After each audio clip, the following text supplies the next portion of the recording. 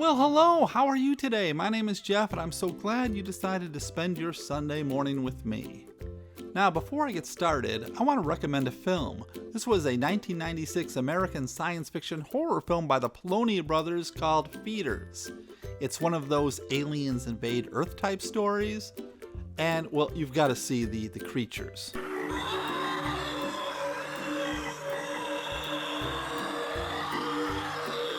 Obviously, this film was made for almost no money, and every bit of that shows up on the screen. I really enjoyed this movie. It's wonderfully cheesy, and I recommend it highly, and I also recommend the Riff Tracks take on the movie. Very funny. So, today we're going to talk about a film that was first shown on Mystery Science Theater 3000 on October 6, 1990. It's a 1948 action-adventure film called Jungle Goddess, directed by Louis D. Collins and starring George Reeves, Ralph Byrd, Wanda McKay, and others.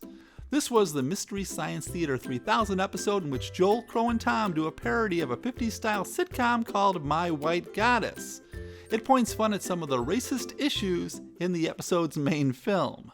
Temptress of 1,000 untamed men, ruler of a savage empire, the most dangerous masquerade a woman ever lived.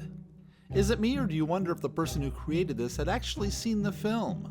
I'm not so sure about it. Now, at the time this movie was made, women in the jungle type stories seemed to be very popular. There were such films as Jungle Girl from 41, White Cargo from 42, Jungle Siren also from 42, Rhythm of the Islands from 43, Jungle Woman from 1944, Jungle Queen from 1945, Queen of the Amazon from 46, Tarzan and the Leopard Woman also from 46, and Blonde Savage from 47. So it might make sense that Robert L. Lippert would go that direction for the first film to be produced under his new independent production company, Lippert Pictures. And if you want to know more about Robert Lippert, see my Rocket Ship XM video. I talk about him a bit more there. Now, I think it's important when reviewing old films to take into account the year they were made. I mean, obviously now we are much more cultured and sophisticated than those people of 80 years ago. Am I right?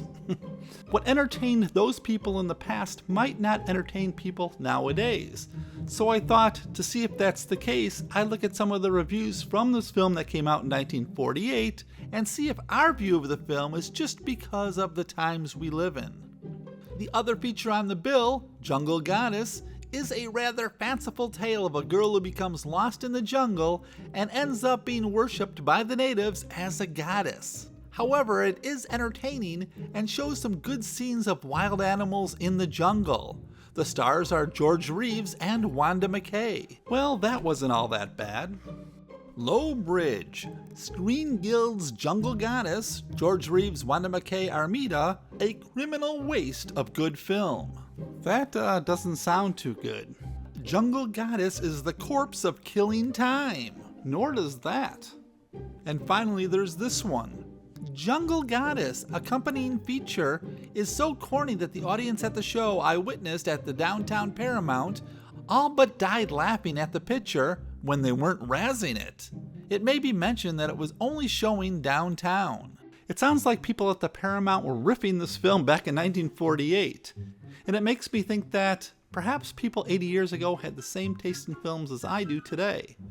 Anyway, you may have noticed that I'm not talking too much about the making of this film. That's because I can find almost nothing. In fact, I think if Mystery Science Theater 3000 hadn't shown the film, it would probably be totally forgotten forever. And I have to say, that might not have been a bad thing. The little I could find out was that Leela Leeds was up for the lead role. Leela Leeds has been sent to do the title role in The Jungle Goddess. She got her training tracking through the Hollywood jungle. In comparison, the wilds of dark Africa are sissy stuff. Leela was busted with Robert Mitchum on charges of marijuana possession. She spent 60 days in jail and her career never recovered. I don't know if that has anything to do with her not getting the role in Jungle Goddess or not. George Reeves, who lately completed Secret Agent, has been borrowed by Robert L. Lippert Productions, producer, to star in Jungle Goddess as a Screen Guild release. Brad Byrd has also been cast in the film to be made under the supervision of William Stevens starting Wednesday. Yes, it was Stevens who thought having a pretty white girl being worshipped by black natives was a good idea. The director of the film was Louis D. Collins. Louis lived from 1899 to 1954 and was one of those hard-working directors who cranked out film after film between 1923 and 1954, about 120, mostly westerns. Though every now and again, he would take a break from the wagon trains and six-shooters and make a film like this one or a serial. The star of the film, The Jungle Goddess, is Wanda McKay.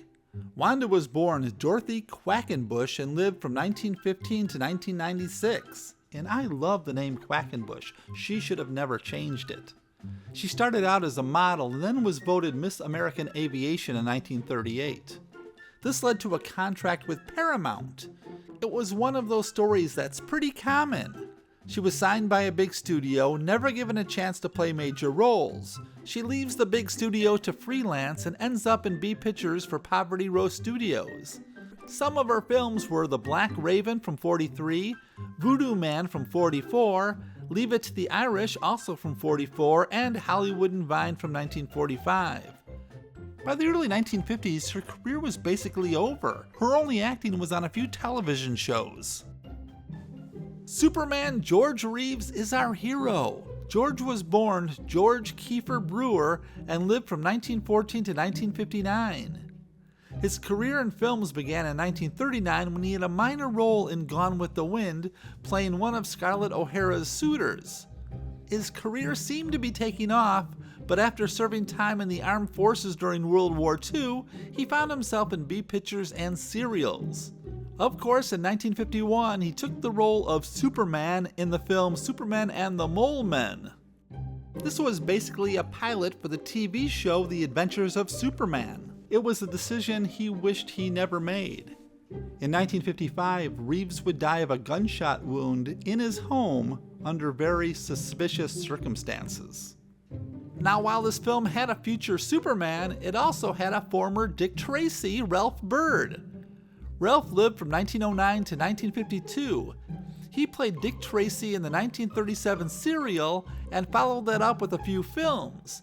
Dick Tracy Returns from '38, Dick Tracy and the G-Men from '39, Dick Tracy vs. Crime Inc. from 1941, and Dick Tracy's Dilemma from 1947. Besides that, he was in some B films such as Born to be Wild from '38, Desperate Cargo from '41, and Radar Secret Service from 1950. Byrd also died young at the age of 43 from a heart attack. Armida plays Wanamba. Armida was born Armida Varel and lived from 1911 to 1989. She was a Mexican actress, singer, dancer, and vaudevillian who was born in Mexico. She was in such films as Border Romance from '29, The Show of Shows also from '29, Under a Texas Moon from 1930, The Marines Are Coming from 1934, and Congo Bill from 1948. Other actors who were in this film were Ruby Robles, who lived from 1910 to 1970. He was a Filipino film and television actor who was one of the first Filipino actors to appear in Hollywood movies. Smokey Whitfield plays Olanga, the witch doctor. Smokey lived from 1918 to 1967, and he had a long career including 50 on-screen credits, including Disney's miniseries, The Swamp Fox, The Birth of Swamp Fox. So what is Jungle Goddess? Well, our film begins in a small tavern named Portuguese Joe's. Inside, Yvonne sings a lovely song called There's No One in My Heart But You. There's no one in my heart but you. I'll wait, Sherry. She sings her way over to Bob Simpson, and we get the idea that there's something sexual between these two. And the film doesn't waste time in letting us know just how unlikable this guy Bob is. I did not tell you I would be there.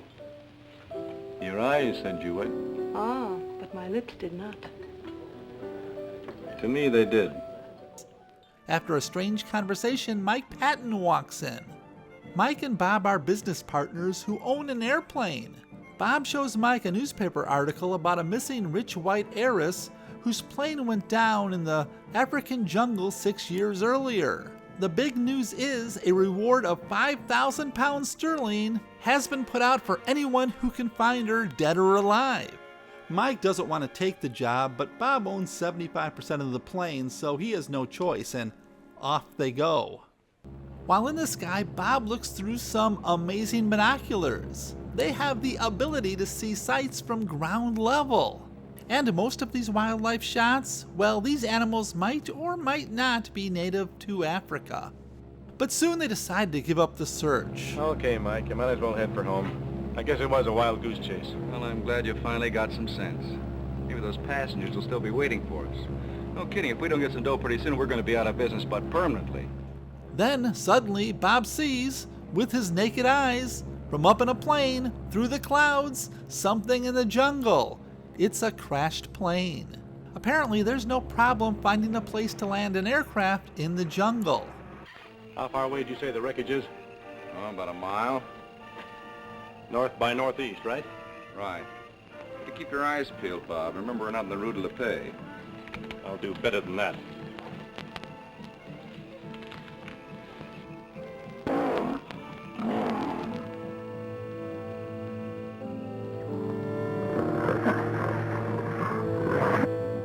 They soon come across the natives of the land, and Bob has the philosophy to shoot first and ask questions later. And this is where the trouble begins. The natives aren't all that happy with these two white men. Now at the same time, we meet the missing Greta Vanderhorn and her servant Wanamba. Greta is teaching Wanamba English because, well, even though Greta is in her village, I guess the local inhabitants should learn her ways. And let me hear you spell, beautiful. Beautiful? Mm-hmm. Beautiful. Ah, yes. Beautiful. B-E-A-U-T-I-F-U-L.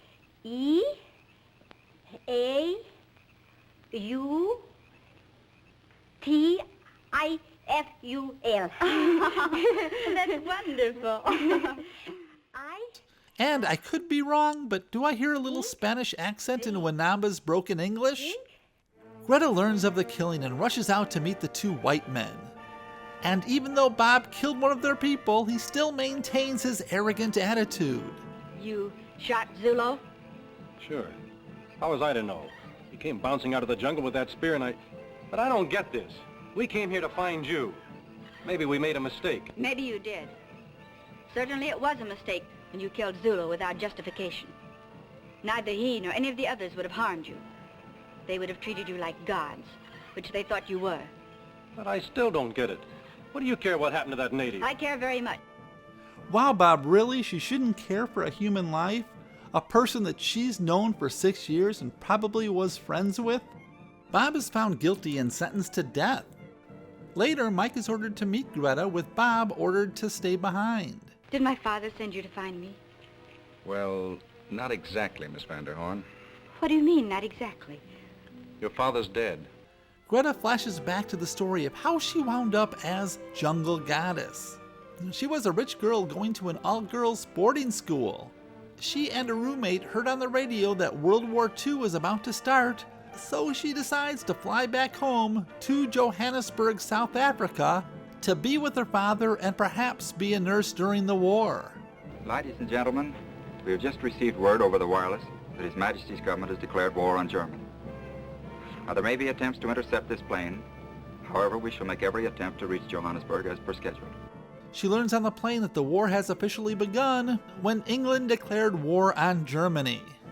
Strangely, we learn a little bit about the two men flying the plane. Wonder how long it'll be now. At least I could send him a picture of his dad in an RAF uniform. I'm really surprised that one of the two didn't tell us he was 2 days away from retirement. But suddenly the plane has problems and begins to go down.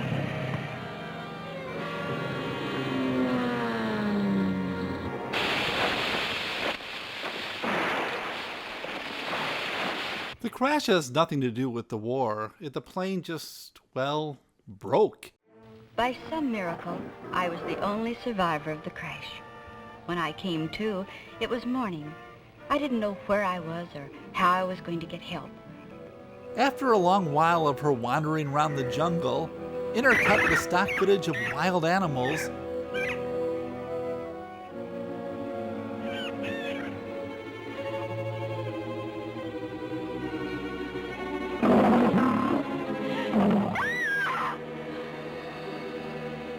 she is discovered by the native people, and right away they treat her as a god.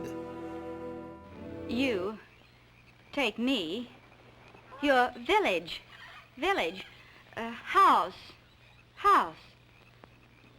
Ruma de ama monta.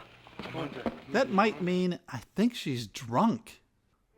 They bring her to a hut where she meets Wanamba. Wanamba is sick, and the villagers want her to do something about it. We don't know how or even if Greta cured Wanamba, but Wanamba got better, officially making Greta a god. And apparently there's some politics going on with the witch doctor who isn't buying all this white goddess crap. When Chief Mbenga died, Ulanga the witch doctor tried to poison the natives against me, but he wasn't successful.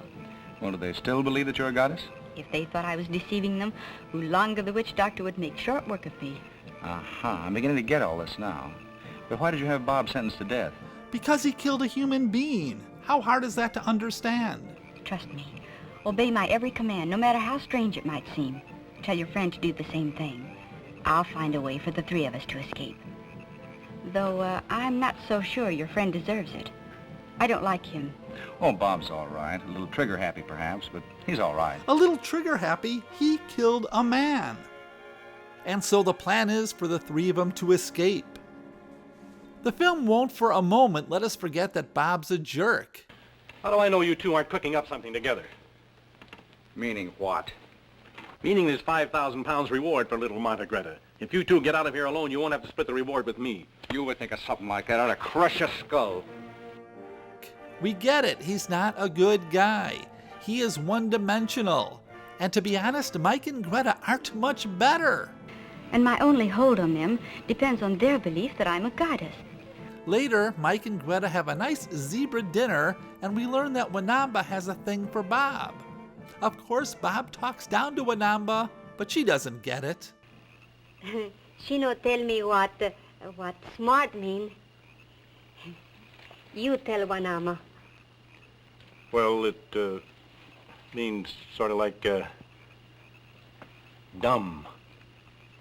Dumb.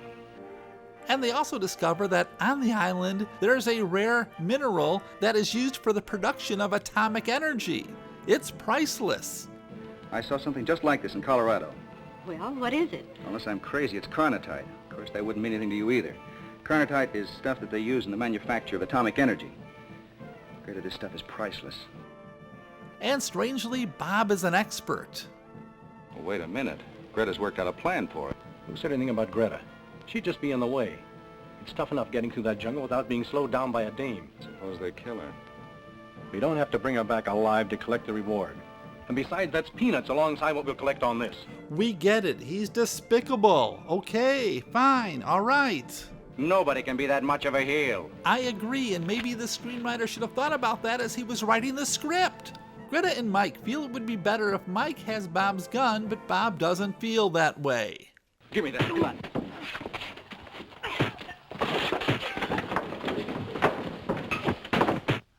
Boys will be boys.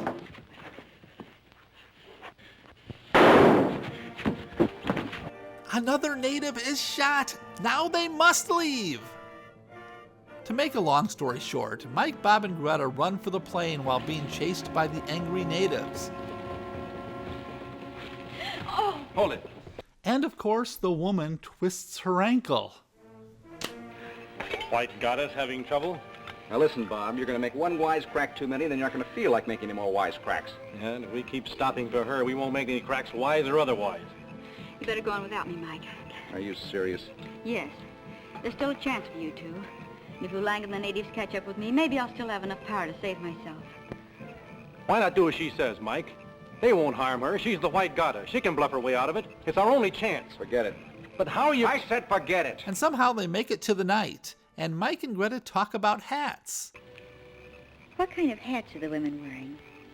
Hats? Uh-huh. Well, how would you ask anything like that? How would I know anything about women's hats? I never look at their hats. Could they be falling in love? The next morning, Bob goes for the gun and the two men fight once again. Meanwhile, the natives approach. Bob runs off with the gun. Mike and Greta follow behind. Bob uses the sound of gunfire to track him down, and there's still time for more romance. Far away. Come on, honey. What did you call me, Mike? Oh, I called you...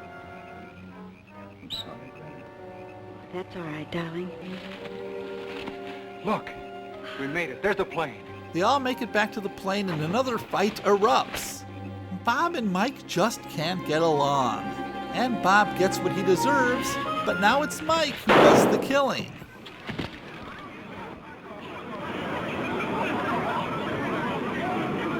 He's dead. The poor devil, he must have gone completely out of his mind.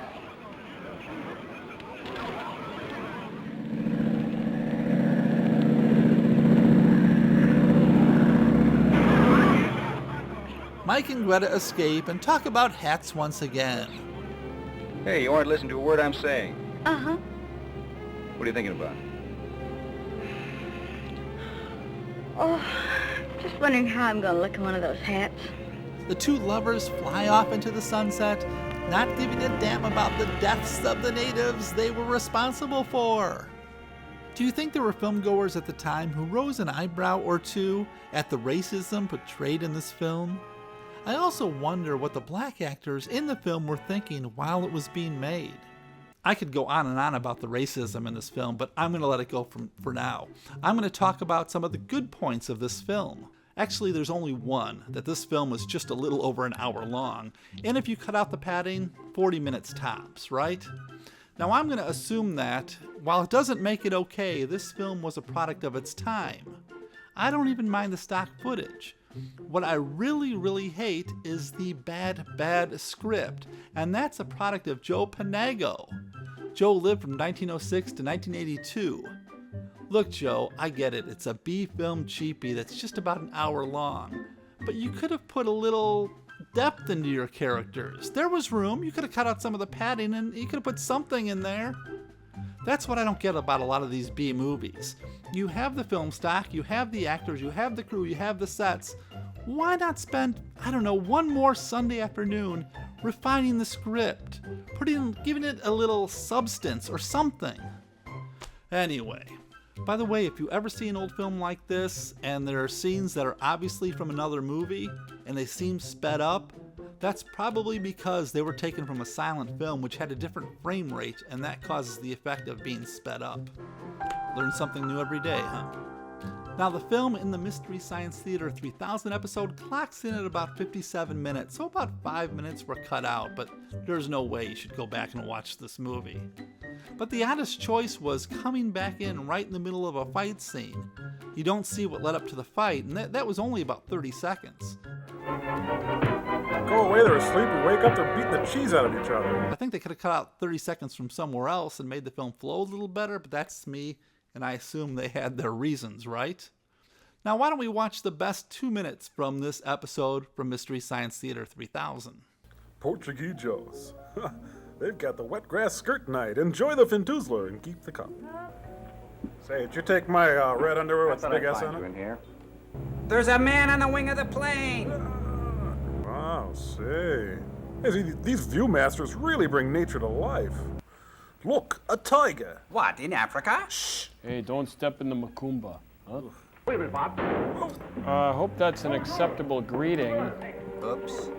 Oh, sorry, everyone. Now, please, let's not bicker over who shot who. The important thing is that we realize we made a mistake.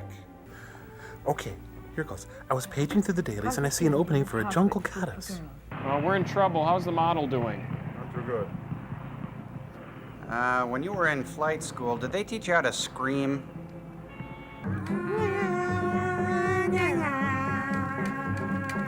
Catchy too, isn't it? Monte Greta wants you to speak now.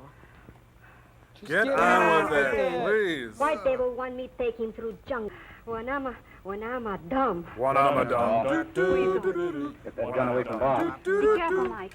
Faster than a speeding. Oh, Yeah, right. More powerful than a wimp. Skipper! Little buddy! Skipper! Hey, Bob. There's a living thing. Why don't you swing into high and kill it? I twisted my ankle. Oh, come on. Now, let me get this straight. You've survived in the jungle for 6 years, and now you're telling me you just sprained your entire ankle on a piece of moss? Get real. Meanwhile, in an equally racist Tarzan movie across the way. Hey, where the hell is the MGM lot? Gee, Minnie, I got a film to make. You think you got problems? I'm opening for Siegfried and Roy. Oh, stop screaming. I didn't even hit you. Someone ought to spank that monkey. I told you this thing had an automatic pilot. Huh? Hats again. Hats?